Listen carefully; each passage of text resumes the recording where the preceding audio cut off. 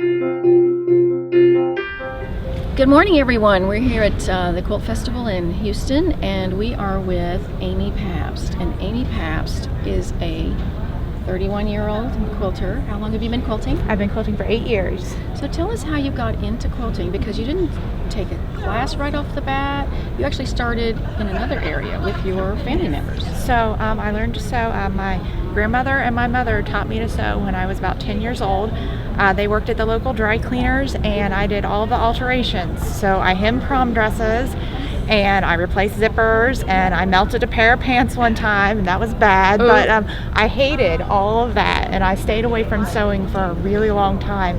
And then about 8 years ago, I kind of just like randomly picked up a book about quilting at the local library, and I took off from there, and I have not slowed down. And so what is it about the log cabin that attracted you out of all the blocks that are on the market? So the log cabin block is a really old design, and it's traditional, and everybody knows the log cabin block. Even non-quilters will be like, well, yeah, my grandma made, they'll either say double wedding ring or log cabin, but everybody knows the log cabin block. So that's how I first got into it. And then the layout, I like the contrast of the light and dark half of a block, and then the layout options are just, I mean, they're unlimited. So there's just so much you can do with one really simple block. And a log cabin block, it's simple and it's easy to make, and a lot of quilters have made a log cabin quilt. But they haven't done a log cabin like this. Yeah, so this is a little smaller than most people do. This is a lot smaller than most people, Yeah. and it's very precise. So could I guess that your favorite classes in school were maybe math and science? Yes, when I was in college, I studied math, and so there was like non-Euclidean geometry and calculus and everything. So math was my background. That was what I was good at. But I didn't like it very much. So I always say that if I could go back to school, I would probably do something like art history. Wow. And one of the big questions that we know everyone's going to want to know is, are you sewing this just one piece on top of another piece, or are you doing it on a foundation of some sort? So yes, these are foundation piece. When I started out, I originally used copy paper, just that you run through your printer, and that's the kind that you have to pick out. And I felt that all the tugging and pulling on everything was kind of like weakening my seams and maybe like compromising all those little tiny seams. So I looked for another option, and I found Foundation Stuff by George Siciliano, and it is a miracle paper, and it feels about like a sheet of fabric softener, and you can run it through your printer, and then it stays in the quilt. You don't have to rip it out, and it adds stability, so that helps when I'm working with like fabrics like silk and silk blends. And I feel that it also makes the quilts just kind of square, and it just makes them just feel a little better. And I use EQ to draft my blocks and then just print them out on the printer. But yeah, they are foundation. And it saves you hundreds of hours of picking all that little pieces of white Yes. paper off the floor. Yes. Yeah. Well, let's go look at some of your other quilts that you've got here, because the collection is amazing. Okay. So tell us about this quilt. I think it's called Sunshine? Sunshine, yes. And it is spectacular. Yes. So yellow is a wonderful color. It is so cheerful and happy. And I had a lot of fun working on this quilt. And actually, this quilt was pieced on a Singer featherweight machine. So that's for the featherweight fans out of there. I do a lot of my piecing on the Singer featherweight. It's just great for this miniature piecing.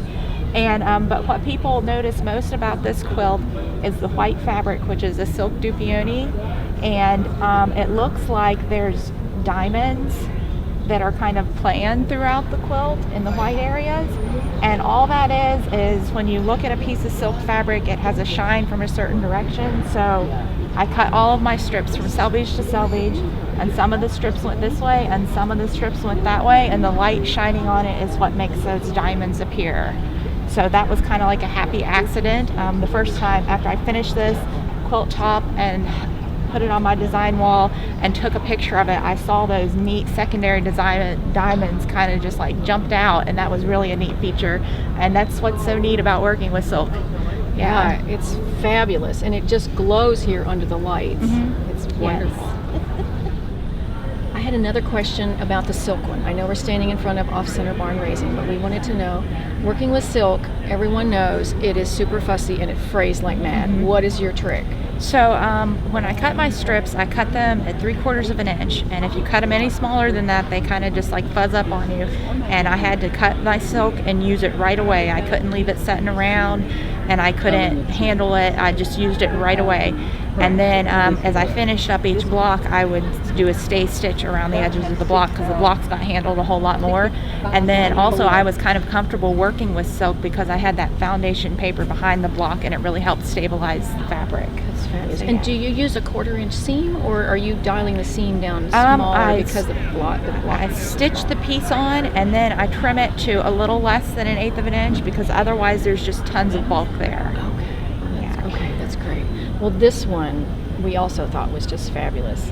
You may not see it on camera, but every piece is striped fabric. So tell us about off-center barn raising. Stripes in general are kind of really cool and I read one time that why we're so attracted to stripes is because the eye can't figure out which is the positive space and which is the negative space. So your eye is always drawn to that immediately. So I love stripes.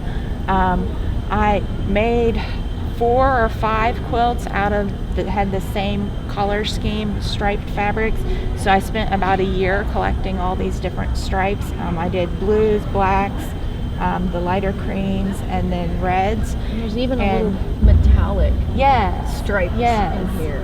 And then I think my favorite part of this quilt is the white background, so to speak, how it's sort of a low volume combination of all those different light stripes.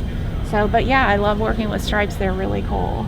And it really vibrates almost when you're walking by looking at all the quilts. It's that wonderful. Stripe always draws your eye. It really does. Now wait, you think that's spectacular? We're going to go show you one more quilt that is even more over the top.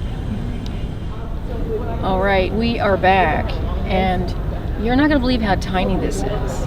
This is my thumb. Look at the size of those stripes in the block. Tell us about this fabulous piece. Okay, so there is miniature piecing, and then there is micro piecing, and I would call this micro piecing where these blocks around the outer edge finish at 3/4 of an inch. So that's really pretty small. And it was a delight to make, actually. I really enjoyed it. It was inspired by a quilt that was made in 1875, and I tried to get like the colors about the same as the original quilt, and the layout and everything was inspired by that. But this is one of my favorite quilts, yes. And now we understand that you work in cotton and silk, so you're working in a variety of fabrics, not just one type. And are these new fabrics, or are these old fabrics that you're acquiring at flea market, garage sales, that sort of thing? These are all new fabrics. I especially like Radiance by Robert Kaufman, and Marcus Brothers has a line called Age Muslin that I really like. And then I work a lot with Kona solids. And there's actually only one antique piece of fabric in my quilt. There's a quilt in here that has a piece of feed sack fabric in it, but no, it's mostly new fabrics. And because you're working on such a small scale, what is the thread size that you use and the needle size that you use? Okay, the needle size I use a 12 or 14. I'm not real particular about needle size. The thread that I use is Superior Threads monopoly thread, which is the clear thread. I use that for my piecing in the top of the machine and in the bobbin of the machine. Oh, wow. Because when I first made my first few log cabin quilts, I got the comment in the judging room was, your piecing thread is visible, and that really bothered me because there's so much stress on the seams, because there's just so many thicknesses there, and there's small seams, so it kind of gets pulled apart, and you can see the piecing thread if you use regular cotton thread. So when I switched to invisible thread, I no longer got that comment from the judges anymore. Oh, that's a great tip. Yes, although it won't work in all machines. It's kind of a fiddly thread to use. That's why I like the featherweight so much, because the featherweight just works beautifully with that thread. Oh, fabulous. Yes. So this leads me to my next question. You've done 100,000 pieces. Where did that come from? Okay, so I made my first few log cabin quilts, and I realized, and I do a lot of competitions, and I entered them in shows, and they did well, and I thought, I'm good at this, I enjoy it, I should keep going. So I kept making more and more quilts, and my guild said I'd take them in and say, well, this quilt has 5,000 pieces and this quilt has 7,000 pieces, and they said, you need to keep track of this. So I started, and when I first tallied it up, I was at about 60,000. And then it got to the point where my guild was like, are you still making log cabin quilts? When are you going to stop? When are you going to work on something else?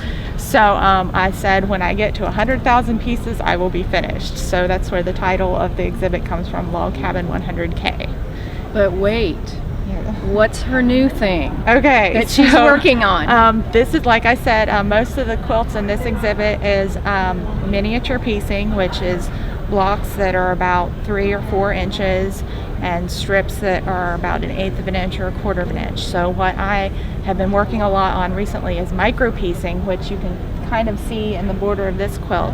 So I've been doing a lot of pineapple quilts. So these are blocks that are about 1.5 inches and then have about 80 pieces in them. So they're really teeny tiny pieces. Oh my goodness. Oh yeah. Stay tuned, folks. There's more to come. Thank you so much for thank you. spending time with us today. This has been so great. Yeah, I'm always happy to talk about quilts. Thank you.